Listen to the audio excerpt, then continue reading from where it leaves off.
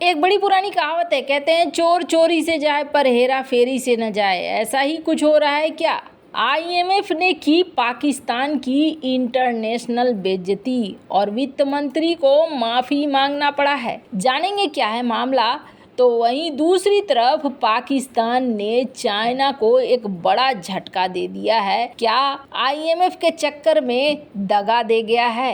तो इन सब के बीच में आने वाले समय में क्या परमाणु बम बेचने की नौबत आ जाएगी? जियोपॉलिटिक्स में इस वक्त बहुत कुछ चल रहा है। पाकिस्तान के साथ कई सारी चीज़ें चल रही है और इन सब के बीच में क्या है काल जो बनाएंगे भारत और रूस। जानने को मिलेगा बहुत कुछ। आइए जानते हैं इन खबरों को विस्तार से। पाकिस्तान में सेना के रहमो करम पर शहबाज शरीफ दूसरी बार सत्ता पे चढ़ आए हैं। लोकतंत्र को कैद कर सेना ने अपना मुखौटा तो चुन लिया है, लेकिन कंगाल हो चुके पाकिस्तान को सेना के मुखौटे संभाल नहीं पा रहे हैं। अपनी कंगाली को छिपाने के लिए झूठ का सहारा ले रहे हैं, लेकिन आईएमएफ के झूठ भी सलीके से नहीं बोल पा रहे हैं और इस बार पाकिस्तान की इंटरनेशनल बेइज्जती हो रही है। आपको बता दें, पाकिस्तान को कर्ज मिलने की इनसाइड स्टोरी पाकिस्तानी अखबारों में छप गई है। पाकिस्तान का मशहूर मीडिया हाउस जियो न्यूज के आर्टिकल में साफ साफ लिखा हुआ है कि आईएमएफ की टीम ने बातचीत के दौरान पाकिस्तानी फाइनेंस मिनिस्ट्री की टीम को डांट फटकार लगाई।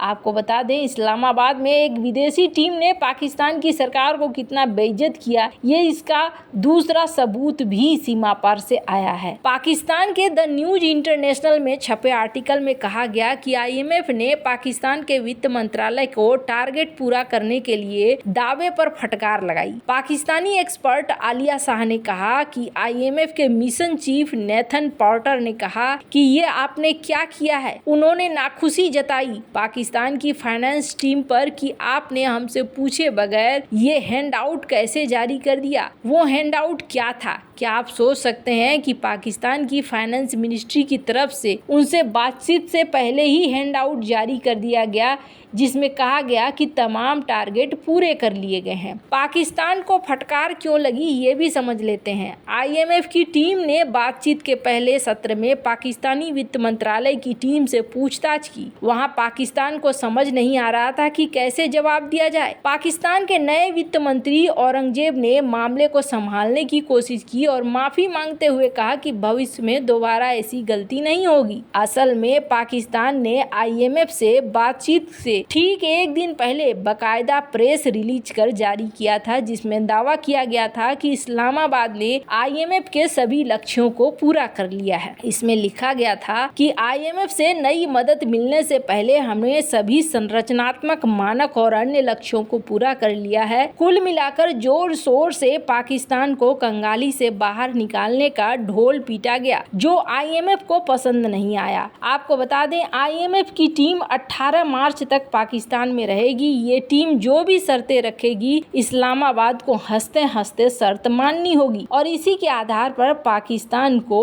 आगे कर्जा मिलेगा। पर इन सब के बीच में चाइना को भी एक झटका दे दिया है पाकिस्तान ने। पैसों के चक्कर में पाकिस्तान कभी भी पाला बदल सकता है, ये आज फिर से साबित हो गया है। दरअसल पाकिस्तान ने आईएमएफ को एक ऐसा वादा किया है जो चाइना को चुभने वाला है। दरअसल पाकिस्तान ने आईएमएफ को आश्वासन दिया है कि चीनी पावर प्लांट का बकाया पैसा वो आईएमएफ के लोन से नहीं चुकाएगा। पाकिस्तान पर 493 अरब पाकिस्तानी रुपए का बकाया है। पाकिस्तान ने कहा उसे चुकाने के लिए कोई एडिशनल बजट आवंटित करने की योजना नहीं है। ये भी जान लीजिए कि लोन लेने के चक्कर में पाकिस्तान पहले ही आईएमएफ को बड़े बड़े वादे कर चुका है। एक्सप्रेस ट्रिब्यून की रिपोर्ट के मुताबिक आईएमएफ ने मौजूदा फाइनेंशियल ईयर में चीनी पावर प्लांट के लिए बजट से इतर एडिशनल आवंटन पर पाकिस्तानी सरकार के फैसले के बारे में पूछताछ की है। तो पाकिस्तान ने आईएमएफ को बताया है कि चीनी पावर प्लांट के बकाया लोन को चुकाने के लिए कोई अतिरिक्त धनराशि मंजूर करने का कोई प्लान नहीं है। खैर, जनवरी के आखिर तक सीपेक की बिजली परियोजनाओं का बकाया बढ़कर रिकॉर्ड 493 अरब पाकिस्तानी रुपए हो गया है। ये रकम पिछले साल जून के मुकाबले 214 अरब रुपए यानी कि 77% ज्यादा है। चीनी लोन का बढ़ना 2015 के एनर्जी फ्रेमवर्क समझौते का उल्लंघन है, लेकिन पाकिस्तान अब इसमें फंसता हुआ नजर आ रहा है। एक्सप्रेस ट्रिब्यून की रिपोर्ट के अनुसार कहा जा रहा है कि IMF पाकिस्तान सरकार के बिजली चोरी विरोधी अभियान की सफलता और बिजली देने वाली कंपनियों के प्रदर्शन की निगरानी में सेना के रोल पर शक जता रही है और कहा जा रहा है कि ये अभियान पूरी तरीके से सफल नहीं है। अब यहाँ सीपेक में पैसा नहीं लगाएगा, पाकिस्तान ने ये चीज तो कह दिया, लेकिन एक बार पैसा मिलने के बाद उस पैसे का क्या करेगा खुद पाकिस्तान को भी नहीं पता है। स्क्रीन पर एक आर्टिकल देखिए, फर्स्ट पोस्ट की ये आर्टिकल है जिसमें कहा जा रहा है कि पाकिस्तान को बर्बाद किसने किया? पाकिस्तान को बर्बाद किया भारत विरोधी रवैयों ने, और ऐसा ही अगर रहा तो फिर पाकिस्तान अपने आप को संभाल नहीं पाएगा। आपको बता दें, बैंकर थे औरंगजेब जो वित्त मंत्री हैं, पर इनके लिए भी बहुत बड़ी मुश्किल खड़ी हो रही है कि ये कैसे अपने देश को बचाएंगे। जहां एक तरफ ये सब कुछ हो रहा है तो वहीं कहा जा रहा है कि नौबत यहाँ तक आ चुकी है कि पाकिस्तान परमाणु बमों को कहीं पैसों के लिए बेचना न शुरू कर दे, और अगर ऐसा होता है तो ये पाकिस्तान के लिए बहुत ही बड़ा मुश्किलों भरा समय होगा, क्योंकि कहा जा रहा है कि पाकिस्तान के अंदर एक वर्ग इस बारे में बातचीत कर रहे हैं कि पाकिस्तान पैसे के लिए परमाणु बम की टेक्नोलॉजी बेच सकता है। पाकिस्तानी अमेरिकन एक्सपर्ट ने एक चर्चा में ये बात कहा है, जिसमें कहा है कि इस तरीके से पाकिस्तान में एक खतरा तो है ही, पाकिस्तान के परमाणु हथियार खतरे में तो जरूर है। आरजू काजमी ने साजिद तरार से पाकिस्तान के बारे में चल रही चर्चाओं के बारे में सवाल किया गया तो उन्होंने कहा कि इस बारे में अफवाह चल रही है, मुझे नहीं लगता है कि ऐसा कुछ किया जाएगा और पाकिस्तान को ऐसा कुछ करने की जरूरत है, पर कहा नहीं जा सकता है कि भविष्य में ये देश क्या करेगा।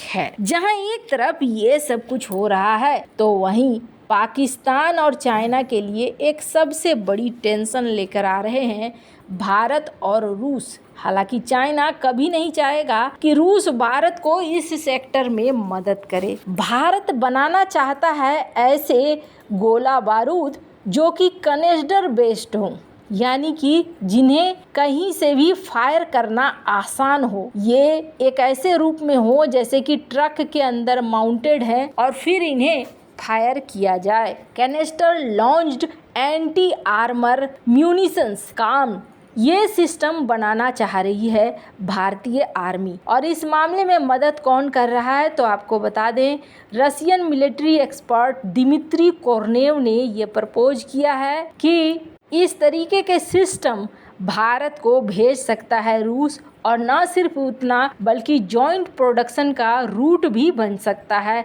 जो भारत में इसे डेवलप और असेंबल किया जाए। वैसे तो इन्हें यूएवीज के रूप में भी जाना जाता है, ये यूएवी ही लगभग हैं, लेकिन काम सिस्टम एक ऐसा सिस्टम होगा कि कहीं भी ट्रक के अंदर हैं और ये लेकर जाए जा रहे हैं, अचानक से ये बाहर निकले और अचानक से ये हमला कर दें। इस तरीके के सिस्टम पर चर्चा चल रही है। वैसे आपको क्या लगता है, क्या भारत को रूस के साथ मिलकर ये सिस्टम बनाना चाहिए? कमेंट कर अपनी राय जरूर बताएं। जल्द मिलते हैं अगले वीडियो में नई खबर के साथ।